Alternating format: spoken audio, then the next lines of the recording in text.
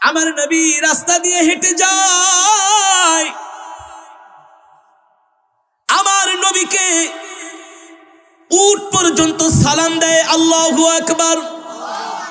হাদিস শরীফের ভিতরে এসেছে নবীজি রাস্তা দিয়ে হেঁটে যাচ্ছেন, উট আমার নবীকে দেখে সালাম দিচ্ছেন, আসসালামু আলাইকা ইয়া রাসূলুল্লাহ। আল্লাহু আকবার।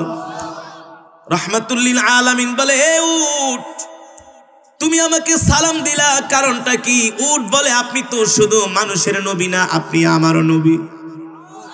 আর জোরে বলেন সুবহানাল্লাহ। কলিজার টুকরা নবী বলে, উট তোমার চোখে পানি কেন?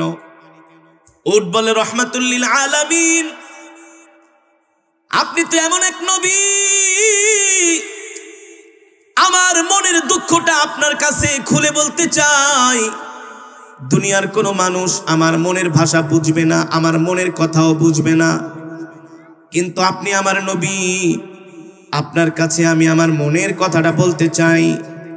রাহমাতুল লিল আলামিন বলে, উট কি বলবা বলো? উট বলে, ওগো নবীজি, দেখেন দেখেন, আমি একজন মালিকের আন্ডারে, মালিক আমাকে ছোটবেলা থেকে লালন পালন করেছি। আমার মালিক আমাকে দিয়া এই মরুভূমির ভিতরে মাল চড়ায়, আমার পিঠের মধ্যে মাল উঠায় দেয়, আর আমি সেটা গন্তব্যে পৌঁছে দিয়ে আসি। তার বিনিময়ে আমার মালিক মানুষের কাছ থেকে অর্থ নেয়, কিন্তু আমার বয়স হয়ে গেছে, আগের মতো আমি এখন আর মাল টানতে পারি না, আগের মতো আমি আর বোঝা বহন করতে পারি না। আমি বার্ধক্যের কারণে আমি অসুস্থ হয়ে গেছি। আগের মতো আমি মাল না টানতে পারার কারণে আমার মালিক আমার সাথে ভালো ব্যবহার করে না।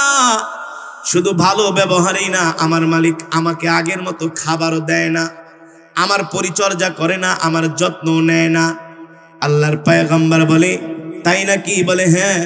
উট বলে, রাহমাতুল লিল আলামিন, এখানেই শেষ না। দেখেন, আমার মালিক আমাকে জবাই করার জন্য বড় একটা ছুরি নিয়ে আসছে ধার করে। রাহমাতুল লিল আলামিন বলে, তাহলে আমি তোমার জন্য কি করতে পারি বলো? উট বলছেন, আমার নবীকে রাহমাতুল লিল আলামিন, আপনি আমার মালিক থেকে আপনি আমাকে ক্রয় করে নিয়ে আপনি আমাকে আজাদ করে দেন, মুক্ত করে দেন। সুবহানাল্লাহ। রাহমাতুল লিল আলামিন বলে, ঠিক আছে, আমি দেখছি। একটু পরে উটের মালিক আসলো। আসার পরে রাহমাতুল লিল আলামিন জিজ্ঞেস করলেন, তুমি কি উটের মালিক কিনা? বলে, হ্যাঁ। তুমি যদি উটের মালিক হয়ে থাকো, তুমি এই উটকে কেন কষ্ট দাও?